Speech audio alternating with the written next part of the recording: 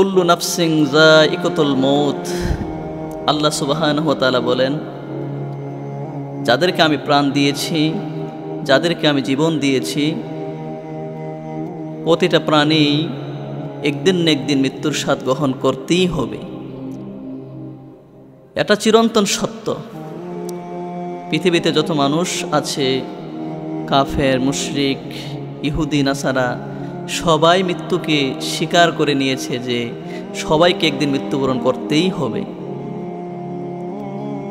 এই জন্য সাহাবায়ে কেরামদের কিছু কওল ছিল, তাদের কিছু কথা ছিল, তাদের কিছু বাক্য ছিল। এই যে সাইয়েদনা ওমর বলতেন, কাফা বিল মাউতি ওয়াইদা, মানুষ তুমি যেখানেই থাকো মরণের কথা স্মরণ করো।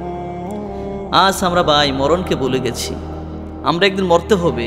এই পৃথিবীতে একদিন আমরা ছিলাম না, এখন আছি, আবার কিছুদিন পর আমরা হয়তো পৃথিবীতে থাকবো না। চিরস্থায়ী ঠিকানা অন্ধকার কবরে চলে যেতে হবে। এই জন্য ওমর বলতেন, কাফা বিল মাউতি ওয়াইদা, তুমি যেখানেই থাকো মৃত্যুকে স্মরণ করো। কারণ মৃত্যুকে যারা স্মরণ করে, ওই মৃত্যু স্মরণকারী বান্দাটা কখনই সে গুনার কাজে দাবিত হয় না। মৌতু কবলাংতা মৌতুকুম, সাইয়েদ ওমরের 2 নম্বর কথা ছিল মৌতু কবলাংতা মৌতুকুম। তুমি মৃত্যুবরণ করার আগে নিজে একবার মৃত্যুর বান করো। তুমি মৃত্যু একদিন তো হবেই, তোমার মরণ, তো সেই মরার আগে তুমি একবার নিজে মরে দেখো আসলে তোমার কি আছে। আসলে বা আমাদের কিছুই নেই। চক্ষু বন্ধ করলে আমরা দুনিয়াতে যা কিছু আছে একটু যদি খেয়াল করেন যে আজকে আমি বিল্ডিংয়ে আছি, আজকে যদি আমার ইন্তেকাল হয়ে যায়, আসলে কি ইন্তেকাল হওয়ার সাথে সাথে বিল্ডিংয়ে আমার জায়গা হবে? কখনোই হবে না। এই জন্য বলেছেন, মরার আগে তুমি একবার নিজে মরে দেখো আসলে তোমার কিছুই নাই। এই দুনিয়া মিথ্যা দুনিয়া। 3 নম্বর কওল ছিল সাইয়েদনা ওমরের, 3 নম্বর কথা ছিল হাসিবু কবলাং তাহাসিবুকুম। ওমর বলতেন, দুনিয়ার মানুষ, দুনিয়ার 60 বছর জিন্দেগি আল্লাহ তোমাকে দিয়েছেন। কারো 50, কারো 70, কারো 80, 100 বছর হায়াত তোমাকে দিয়েছেন। তো আল্লাহ তাআলা তোমাকে একদিন কিন্তু সেই হায়াতের জিন্দেগির হিসাব নিবে।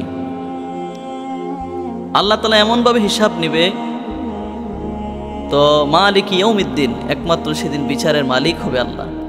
দুনিয়ার বিচার ফয়সালা করতে গিয়ে হয়তো কাউকে ঘুষ দিলে, টাকা দিলে, ওই মানুষটা বিচার অন্যায়টাকে ন্যায় করে, ন্যায়টাকে অন্যায় করে ফেলে।